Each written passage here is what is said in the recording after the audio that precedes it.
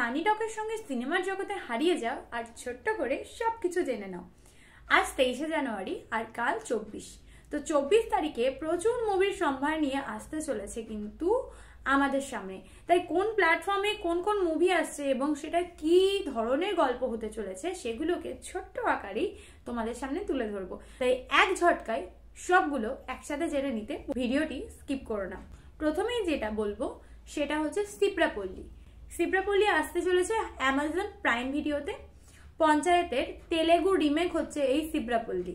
একজন ইঞ্জিনিয়ারিং গ্র্যাজুয়েটের গল্প, যিনি তার প্রচন্ড পরিমাণে অনিচ্ছা সত্ত্বেও একটা প্রত্যন্ত গ্রাম সিপ্রাপল্লীতে পঞ্চায়েত সমিতিতে কাজ করেন, সেটাও আবার সেক্রেটারি হিসেবে। নেক্সট হচ্ছে সুইট ড্রিমস। এটা আছে ডিজনি প্লাস হটস্টারে।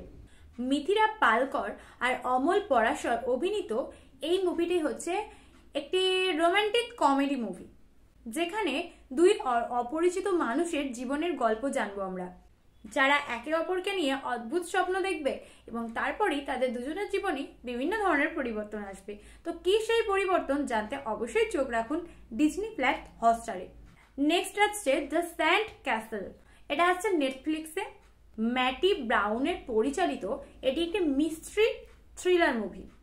পরিবারের 4 জন সদস্যের গল্প, যারা একটি নির্জন দ্বীপে আটকে পড়ে এবং তারা বেঁচে থাকার লড়াই চালান এবং প্রত্যেকের অতীত যখন সামনে আসে তখন পরিস্থিতি আরো জটিল হয়ে পড়ে।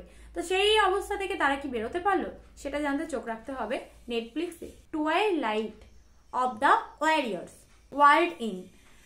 এটা আমরা দেখতে পাচ্ছি থিয়েটারে, অর্থাৎ প্রেক্ষাগৃহে বাংলায় বললে। চীনের একটি ছবি, যেখানে একটি যুবকের গল্প তুলে ধরা হয়েছে।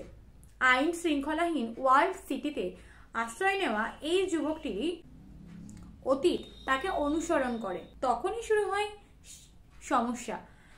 তো নেক্সটে চলে যাই হিসাব বরাবর, যেটা আমরা জি5-এ দেখতে চলেছি। রাধে মোহন শর্মা নামে একজন সৎ রেল টিটির গল্প হচ্ছে হিসাব বরাবর। ব্যাংক অ্যাকাউন্ট নিয়ে গড়মিল হয় এবং সেই কেলেঙ্কারিটাকে ফাঁস করার মিশনে নামেন তিনি। নেক্সট হচ্ছে স্কাইফোর্স, যেটার কথা তোমরা সকলে জানো।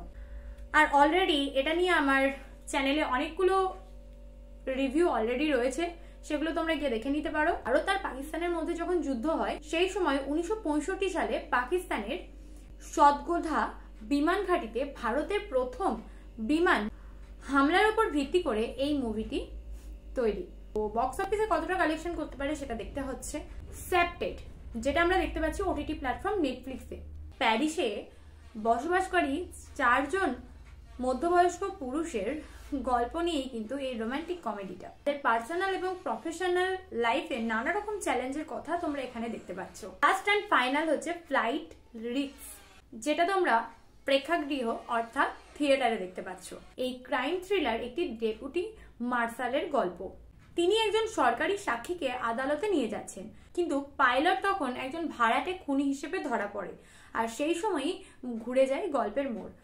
সো এতগুলো সিনেমার মধ্যে কোন সিনেমাটা তোমরা দেখতে বেশি ইন্টারেস্টেড সেটা কিন্তু কমেন্ট সেকশনে জানাতে ভুলো না। সানি টকের সিনেমা নিয়ে বকবক হয়েছে শেষ, আবার আসি নতুন সিনেমা নিয়ে।